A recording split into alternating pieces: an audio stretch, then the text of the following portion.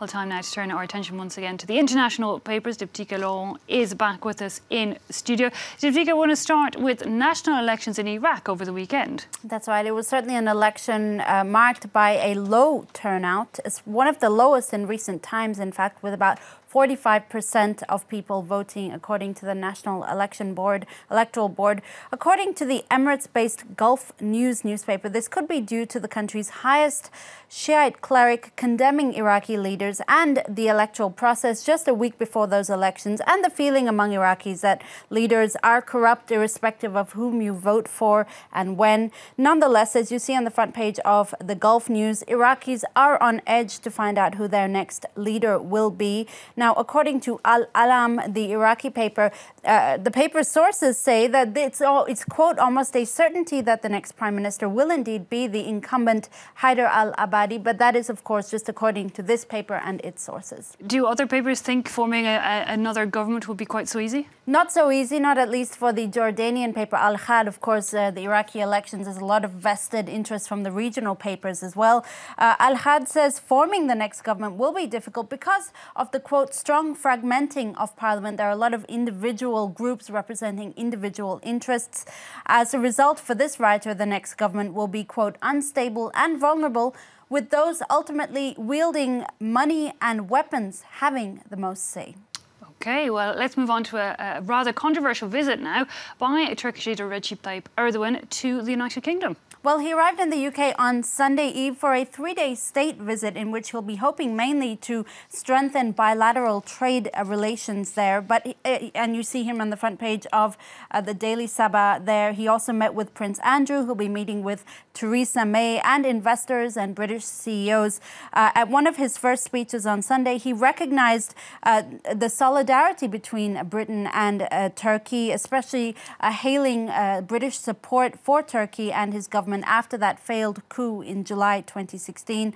In its editorial, the Daily Sabah, which is a conservative Turkish newspaper, wonders if the UK could become Turkey's new best friend and replace the US as its main Western ally, saying in any case, this visit will help in, quote, taking the relationship to the next level. Indeed, I believe even he's going to get to meet the Queen. It is a story getting pages in the British papers as well. Erdogan flies into Britain for talks on a new partnership, is how the Times put it. A fairly dry headline, but you've had a read of the article, somewhat sceptical? That's right. Let's, staying with the Times, let's show you a cartoon from the Times that is far more sceptical.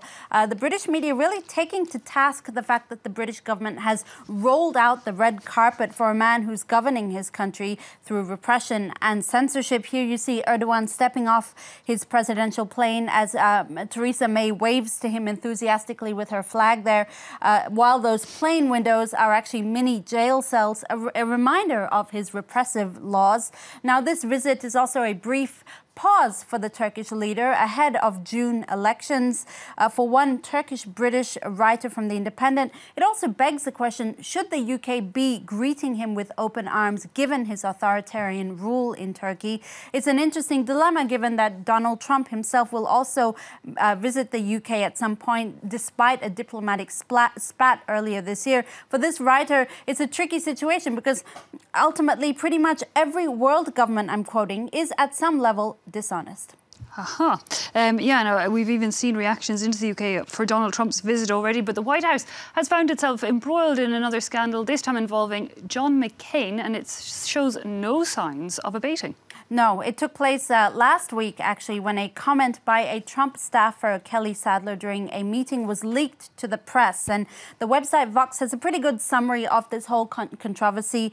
After McCain urged the U.S. Senate to reject Donald Trump's choice of Gina Haspel for CIA director, well, Sadler dismissed McCain's comments in this meeting, saying, I quote, "He's dying anyway." Indeed, John McCain does have terminal brain cancer, but these very heartless comments have drawn up a lot of controversy in U.S. political circles, particularly because on both sides of the political spectrum, there's no doubt that many Americans see John McCain as an American hero. He was a prisoner of war for 5 years during the Vietnam War.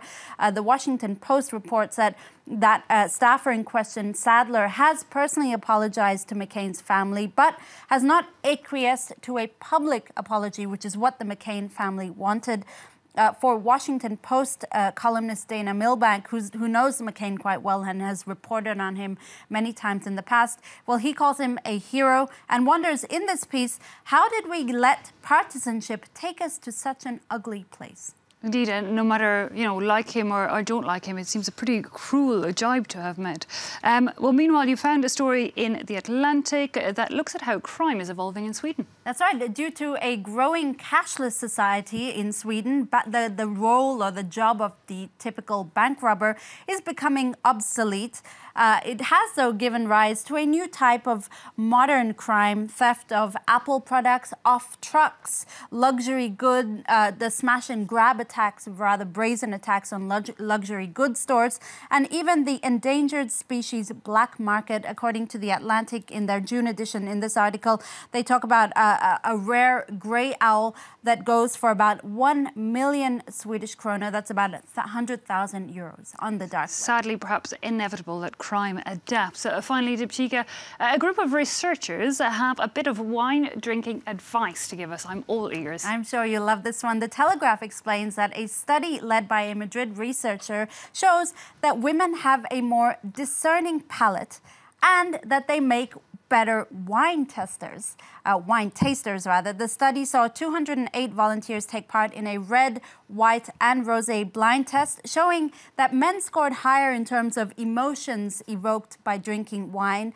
but that women were able to discern greater differences between the wines. As a result, the conclusion being women should be the ones testing wine at dinner, not men, because they have the more discernible palate. Yet, interestingly, Eve, the British Daily explains that just 1 of 13 inductees to the Court of Master Sommelier was a woman last year. Well, I definitely think that needs to change. Clearly, we're the unemotional, discerning type. Diptyque Laurent, thanks a lot for that wrap-up of the international papers.